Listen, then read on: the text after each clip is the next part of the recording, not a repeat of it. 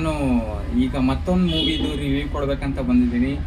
ಅದು ಮೂವಿ ಹೆಸರು ರಿವೈಂಡ್ ಅಂತ ಹೇಳಿ.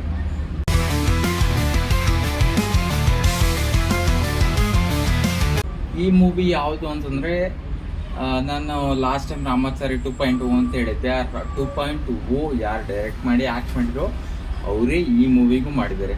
ನಾನು ಯಾಕೆ ಸ್ಪೆಷಲಾಗಿ ಇವ್ರ ಮೂವಿ ಮಾತ್ರ ಮಾಡ್ತೀನಿ ಅಂತ ಅಂದ್ಕೊಂಡಿದ್ದೀರಾ? ಆ ಮೂವಿ ಕಂಟೆಂಟು ಅಷ್ಟು ಚೆನ್ನಾಗಿರುತ್ತೆ ಅಂತ. ಯಾಕಂದರೆ ರಾಮಾಚಾರಿ 2.0 ಅಲ್ಲಿ ಒಂಥರ ಮರು ಜನ್ಮದ ಕಂಟೆಂಟ್ ಇತ್ತು. ಈ ರಿವೆಂಡಲ್ಲಿ ಟೈಮ್ ಟ್ರಾವೆಲ್ ಮೆಷಿನ್ದು ಒಂದು ಕಾನ್ಸೆಪ್ಟ್ ಥರ ಮಾಡಿದ್ದಾರೆ. ಆದರೆ ಟೈಮ್ ಟ್ರಾವೆಲ್ ಮೆಷಿನ್ ಅಲ್ಲ, ಲೂಸಿಡ್ ಅಂತ ಹೇಳ್ತಾರೆ. ಇದೊಂಥರ ಡಿಫ್ರೆಂಟ್ ಆಗಿದೆ ಸ್ಟೋರಿ ಕಾನ್ಸೆಪ್ಟು, ಒಂಥರ ಡಿಫ್ರೆಂಟ್ ಆಗಿದೆ. ಟೈಮ್ ಟ್ರಾವೆಲ್ ಅಂತೂ ಅಲ್ಲ. ತೇಜ್ ಒಬ್ಬರು ಕ್ರೈಮ್ ರಿಪೋರ್ಟರ್ ಆಗಿರ್ತಾರೆ. ಅವ್ರ ಮಗಳನ್ನ ತುಂಬ ಮುದ್ದಾಗಿ ಸಾಕಿರ್ತಾರೆ.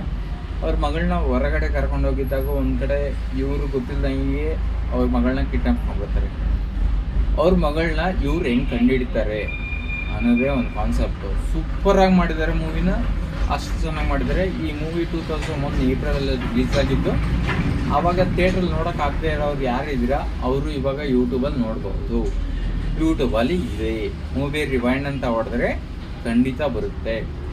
ನಾನು ಜಸ್ಟ್ ಇಷ್ಟು ಮಾತ್ರ ಹೇಳೋದು. ಮೂವಿ ತುಂಬ ತುಂಬ ತುಂಬ ಅದ್ಭುತವಾಗಿದೆ. ಎಲ್ಲರೂ ಖಂಡಿತ ನೋಡಲೇಬೇಕಾಗಿರ್ತಕ್ಕಂಥ ಮೂವಿ. ಯೂಟ್ಯೂಬಲ್ಲಾದರೂ ನೋಡಿ. ಇವ್ರದ್ದೇ ಇನ್ನೊಂದು ಮೂವಿ ಬರ್ತದೆ.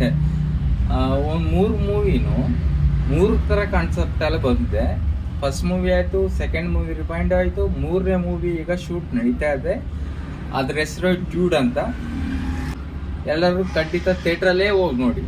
ಯೂಟ್ಯೂಬ್ಗೋಸ್ಕರ ವೆಯ್ಟ್ ಮಾಡಬೇಡಿ, ಥಿಯೇಟ್ರಲ್ಲಿ ಹೋಗಿ ನೋಡಿ. ತುಂಬ ಚೆನ್ನಾಗಿರುತ್ತೆ ಅಂತ ನಾನು ಅಂದ್ಕೊಂಡಿದ್ದೀನಿ. ಅದೇ ಥರ ಎಲ್ಲ ಅವ್ರು ಮಾಡಿರ್ತಕ್ಕಂಥ ಫಸ್ಟು ಸೆಕೆಂಡ್ ಮೂವಿ ಎಲ್ಲ ತುಂಬ ಚೆನ್ನಾಗಿದೆ. ಅದೇ ಥರ ಥರ್ಡ್ ಮೂವಿನೂ ಚೆನ್ನಾಗಿರುತ್ತೆ. Thank you.